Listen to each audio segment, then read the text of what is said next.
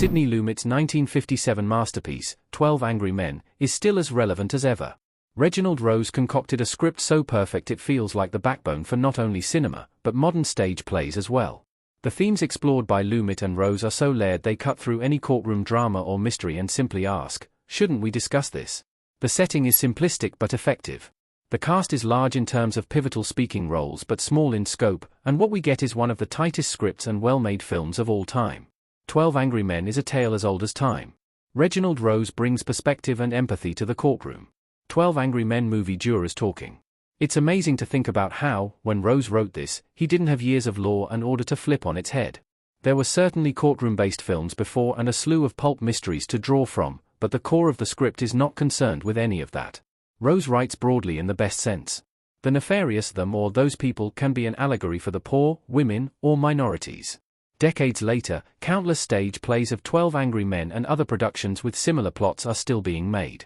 12 Angry Men is a movie that has the feel of a book adaptation or play because the material is so pertinent. The jurors in 12 Angry Men begin as the same character and slowly reveal there's more on their minds.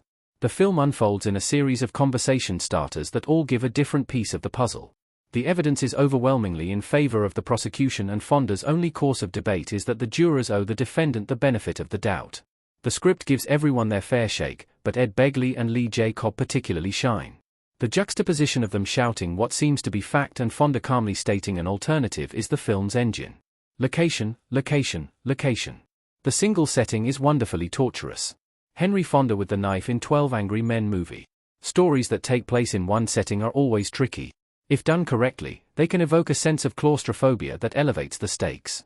When they aren't up to par, we're stuck in one place waiting to leave. The difference is subtle but paramount. 12 Angry Men is so compelling you don't want the movie to end despite its single location. It's made all the more impressive because we don't get the full picture by the end of the film, and by then it doesn't matter. Spending time in the deliberation room and the adjoining bathroom is more than enough. 12 Angry Men has as perfect a cast as we will ever see, and it's all held together by Henry Fonda. He plays the protagonist very passively, he barely raises his voice. Though he is the voice of reason, he is more than capable of intimidating other characters and scene-stealing through sheer focus. When his bombastic counterpart gets a rise out of him, Fonda stabs a knife straight into the table. Any other actor would be chewing up scenery, but Fonda's physicality in the scene is graceful, not overt. 12 Angry Men is a certified classic. Despite being released in 1957, the film hasn't aged a day and probably never will. The music, lighting, and set design are flawless and complement everything we see on screen, while Fonda is pitch perfect and his supporting cast represents America's underlying class disparity.